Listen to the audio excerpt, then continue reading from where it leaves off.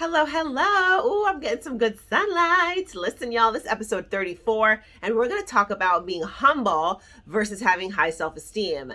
Can they coexist? Are they mortal enemies? Let's find out on this episode. I'm someone, she's TSED. I'm someone, she's TSED. I'm someone, they call me TSED. Like that. I'm someone, she's TSED. I'm someone, she's TSED. I'm someone, they call me TSED. Like that.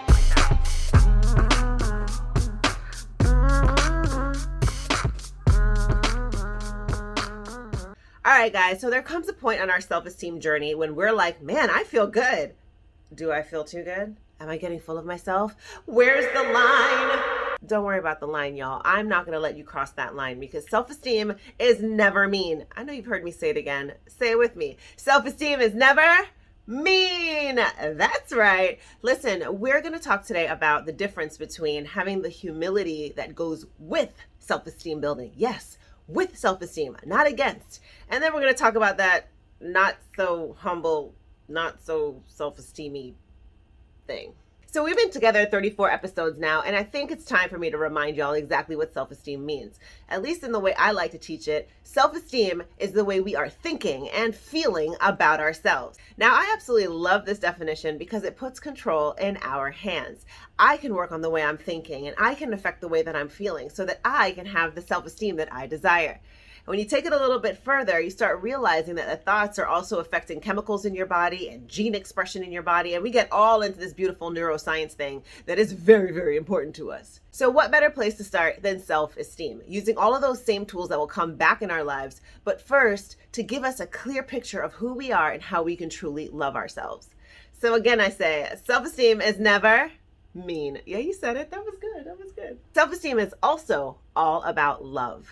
It's about loving ourselves. Now, I'm going to give you my tree example yet again. I know. Listen, we learn by repetition. So I'm going to tell you some stuff twice and thrice and okay, more than one time. You get it.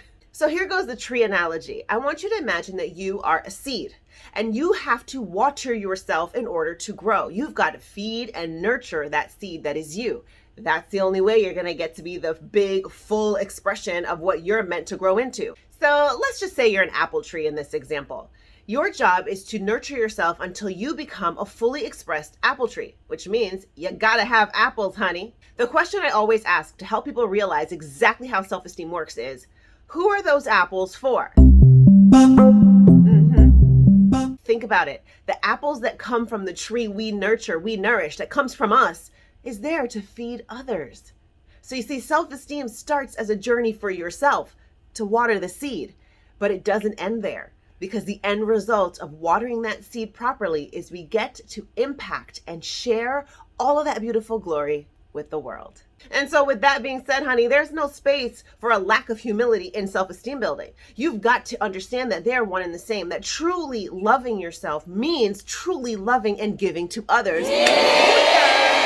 It's about compassion. It's about love. It's about thinking and feeling in positive ways that impact not only me, but everyone around me. And to live in a place that's not humble, well, that doesn't match the actual meaning and essence of the love that goes into self-esteem. All right, so now that we've got that out of the way, let me fine tune this message for you just a little bit.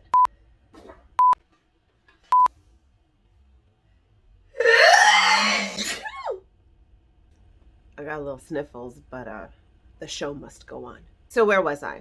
Let me make sure I clarify for you what I mean when I say humble or humility. I'm not talking about putting yourself below somebody else. I'm not saying to hold yourself as if you're not as important. For me, what humility clearly means is I'm being modest and kind and loving in the expression of who I am. It means that I'm not trying to outshine you or make you feel bad because I love me. It means that I'm not trying to put one against the other. It means that my love and happiness and joy doesn't have to come at your expense. It means that we can both experience these things together, that I can be thankful that I have it and thankful that you have it too. As a matter of fact, y'all, I mean this so much. I mean, I'm so serious about this that there's a book I wrote way back in the day, and it really pulled out all of my spiritual feelings. So I've been a little bit shy about promoting it. I know. I'm the self-esteem doctor. I can't be shy about anything. I'm a robot. I have only confident feelings, no other emotions. Okay, just kidding. I feel things too. So I wasn't really ready to promote this book, but I guess I'm ready today, baby, because here it goes. So there's a page in here. Here's my book. That says, let me show you this. Let me zoom it in for y'all. Go ahead and look at the screen. The divine power that created you made you in the divine image and likeness. Therefore, and quite obviously, you too are divine. To denounce your greatness is not an exercise in humility or modesty. It is a blatant act of blasphemy. Booyah! Oh, I respect my book. What am I saying? I'm saying we've got to be humble and modest and realize we're not in competition with each other, but all of us share that same divine, powerful nature. All of us deserve to be celebrated, to celebrate self and celebrate each other. It means stop competing. It means stop comparing. It means just learn to love yourself, believe in who you are, believe in your right to be here, and don't take that away from anyone else.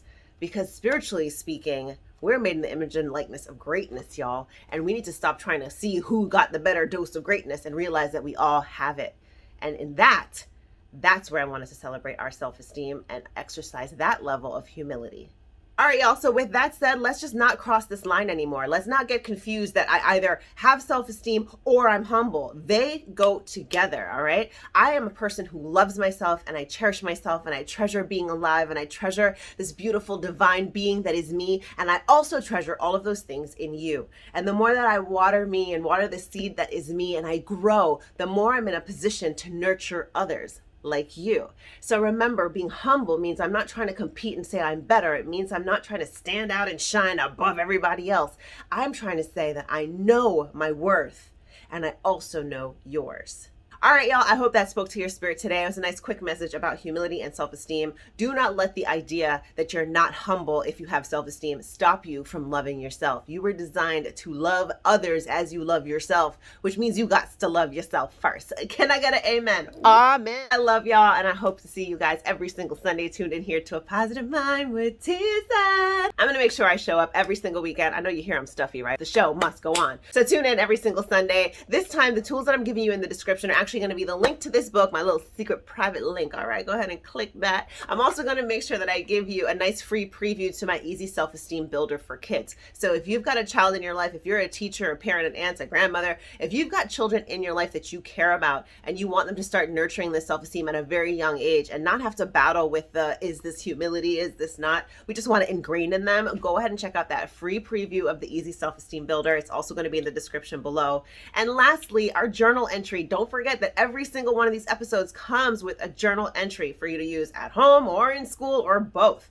When you scroll down this time, not only are you going to see an entry, but you're going to see a link to a sample of me completing that entry for you. Well, I'm not completing it, just giving you a little taste of it, a little sample. All right, guys, I will see you next Sunday.